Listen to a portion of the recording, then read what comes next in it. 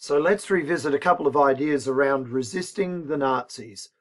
Firstly, resistance takes many different forms. There's active violent resistance, there's passive resistance, people not cooperating, there's spiritual resistance where people refuse to give up their dignity, hold on to their Jewish traditions and so on in Europe. We need to have our head around that the Jews were not passive victims, that there were many people across Europe who didn't collaborate, and they stood up to the Nazis as best they could, given their circumstances. Some of this resistance existed before the war. The communists, some Catholics, some religious figures, pacifists took acts to resist Nazi rules before the war. Many of them suffered the consequences of that in Germany as soon as 1933, close after the Nazis came to power. Then, when we get to the war, there's resistance by nations, groups, individuals who fight, who continue their other forms of resistance during the Second World War and this war of annihilation against the Jews, the Holocaust. Who are some of these groups? The Allies, by whom I mean Britain and often parts of the British Empire like Australia, dominions of Britain, Britain and its allies, France until it's invaded itself by the Nazis in 1940, what is called the Fall of France. The United States and the Soviet Union after 1941 are also referred to as the Allies. Then we have the resistance, sometimes called the underground, the partisans, those nationalists, those communists, those Jewish groups who join together as small bands of fighters operating often under the cover of darkness, as civilian fighters behind the lines who fight against Nazi control, who pick up machine guns, who assassinate, who set off bombs and so on. The Nazis treated them as terrorists, as spies. We'd probably say they were freedom fighters within Nazi-occupied Europe. Then we have our upstanders, those Gentiles, non-Jews, who are referred to sometimes as the righteous amongst the nation, who stand up for the rights of Jews, who rescue. Now, as we have a look at the Second World War, we need to think of it as being a war in two parts. Let's not confuse the war in Europe with the war in the Asia Pacific, which are different but related parts of the same war. In Asia, since 1933, we have a military dictatorship invading China. The European War starts with the German invasion of Poland in 1939. The Pacific War starts with the Japanese attack on Pearl Harbor in the United States on December 7, 1941. Australia is involved in both theatres of the war, the European War and the Pacific War. And it begins with this famous statement by the Australian Prime Minister at the time, who founded the Liberal Party, Sir Robert Gordon Menzies, who stated, as we can see in this speech, as a consequence of Germany's persistence in invading Poland, Great Britain declared war on her, and as a result of that declaration by Britain, Australia too was at war. Very clearly, Menzies then goes on to say, together with all the members of the British Empire, that he believed Hitler's ambition was the cause of this war.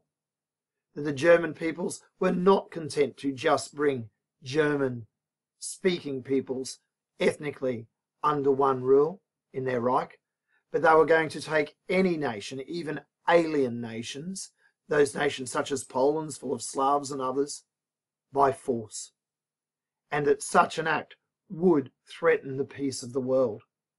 It's worth noting that Australia went to war, like other nations in this propaganda poster of the time, as a dominion, a part of the British Empire. We had no separate declaration of war. Now, as we have a look at this animation, we can see that Germany was quite successful in the early parts of the war. In the years leading up to the war, the Nazis had absorbed other territories into their space. But through 1939, 1940, we see the red of the German Empire spreading across Europe. Much of that early success was in the east, through Poland and then into Russia. But we also have to look at Britain standing alone here in the West as France completely falls.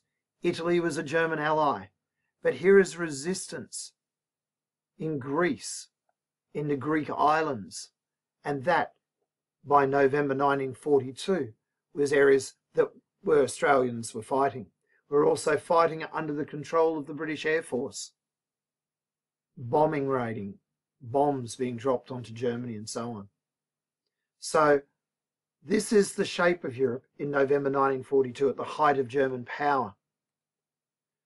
I want to now get you to have a look at Australia in 1939.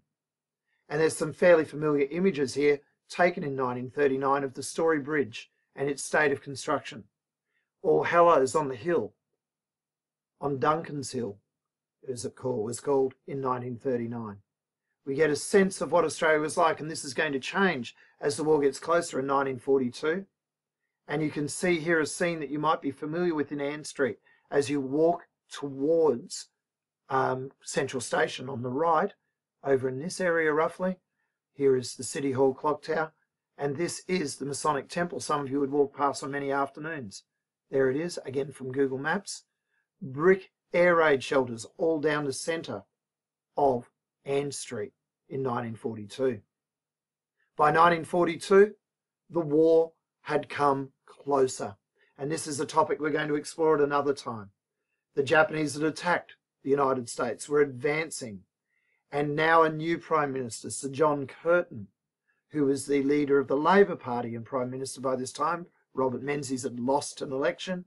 He says because our vital interests as a nation, Australia, were imperiled, threatened, and because the rights of free people in the whole Pacific area were being attacked, the Australian government was going to war. Our concern with the Japanese were advancing into our area. That everyone across Europe was fighting against Nazis, and now in the Asia Pacific a new threat was coming. That Australia and New Zealand need to stand up with the Dutch East Indies, Indonesia, to fight back against a new threat, a new dictatorship.